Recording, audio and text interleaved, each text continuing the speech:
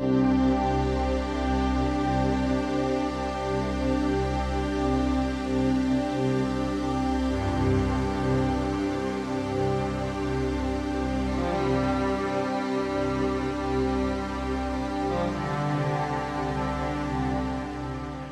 those of you that have come to expect or even to dread my annual letters that come to remind you of dues, you should know that Sam Carlson put up a commendable resistance to paying dues.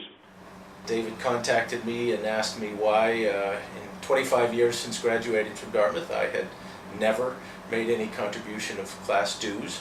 I told him that, well, at least I was consistent. But eventually he also succumbed to my persuasive letters and pressure. But his only condition was that we would find some use for our class treasury that would benefit the Upper Valley.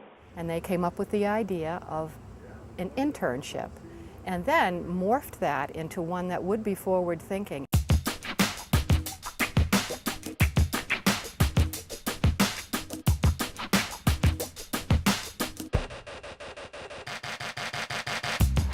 The goal of the Upper Valley Social Entrepreneurship Program is to instill in Dartmouth students a belief in community service and in the potential of entrepreneurship to help address social problems.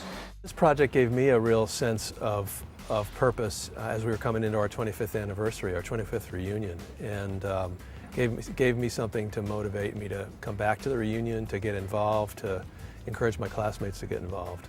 It allows Dartmouth students to utilize things they've learned in the classroom, to reach out to the community, and to hopefully make the community a better place, not just for Dartmouth, not just for Dartmouth students, but for the community as a whole. The Social Entrepreneur Fellowship means to Dartmouth a chance for students to move a little bit beyond community service as simply direct service and getting experience and giving back to the community to a more creative and a more forward-looking way of creating social change. There needs to be a paradigm shift around how nonprofits get their work done. They can't just keep going after the same sources of funding. They've got to figure out how to create their own wealth. They've got to figure out how to be sustainable. We were trained to be leaders. We were trained to be global world leaders. And the world begins, the front door to the world begins in the Upper Valley. This is a great way for Dartmouth to connect with the Upper Valley, to show that it can take the resources that are here and available to students and make a meaningful difference in the community. I spent 4 years in Hanover, and I rarely made it across the border to Norwich or to Lebanon or White River Junction. But you don't have to go very far to find the same issues that you find in the Bronx or in Bolivia and all these places. They're right over the border, and they're just as severe, whether it's drug abuse, whether it's alcoholism or family problems. There's a lot in the Upper Valley that students don't know about here, and you get more people involved in the community, get people realizing that they can make a difference, and get the people in the community realizing that they also can make a difference. It's got to do some good. The students who have come forward are the most talented and the most energetic students. In an applicant, we're looking for creativity, enthusiasm, humility, an ability to listen before speaking, a willingness to learn and apply principles of social entrepreneurship.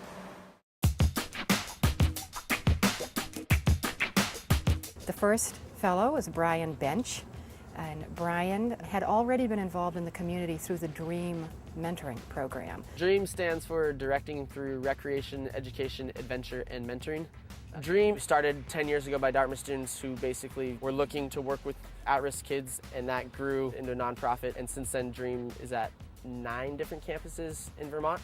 Brian came in really gung-ho, and he wanted to be able to have some kind of impact at the root with the parents, with the family system. One of the fundamental action components of my plan was bringing in and installing computers with internet access in the communities. We always communicated with our DREAM families by calling them, often leaving messages. You know, phone lines were often disconnected, and I had this idea that, wow, they don't have the access to information that we do, and that's probably a big inhibitor.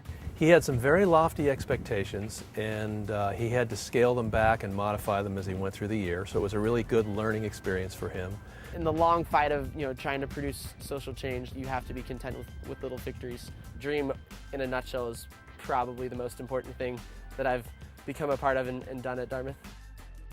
Brian has gone on to Oakland, California, and he's going to remain invested in the community there. He's going to be trying to do wonderful things while he's doing his work as a teacher to better the world, to better the Oakland area. So our gift has not only helped in the Upper Valley, he's taken what he learned from that experience and has made a commitment to doing more in Oakland.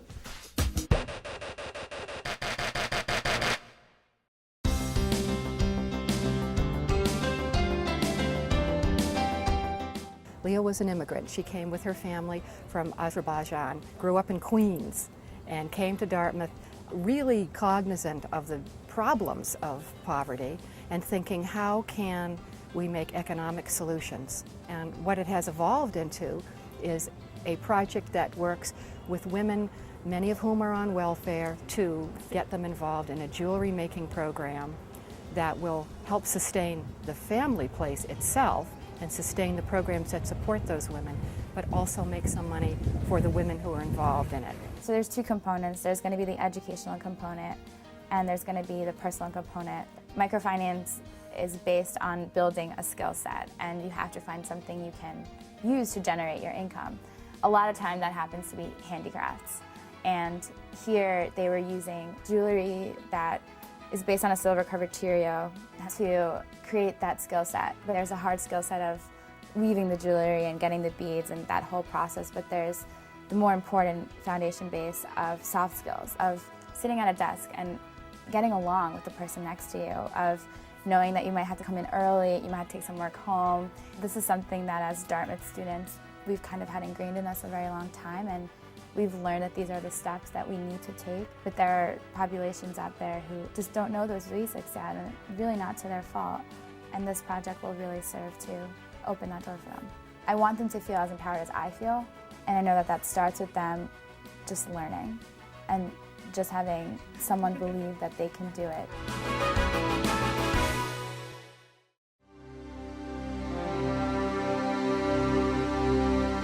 This project allows us to say thank you to the college for the education we've had, and we're going to use this education to make the world a better place. It's going to start in the Upper Valley, and hopefully will continue to move on. Those students who've benefited from the class gift will continue to teach others, will continue to reach out and help. What I'd like to see is us being able to produce a stream of people who have the skills to go out and do that, not only while they're here at Dartmouth, but out into the broader community. Wouldn't it be great if one day some child that we impacted through this program, if one day they came to Dartmouth and said, you know what, I got my start through a student who was funded through the 1982 Social Entrepreneurship Fellowship Fund, and I just want to give back to Hanover because it has given so much to me.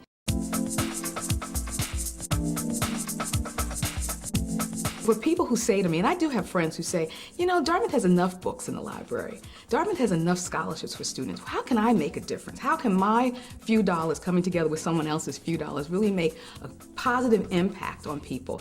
This is the perfect project.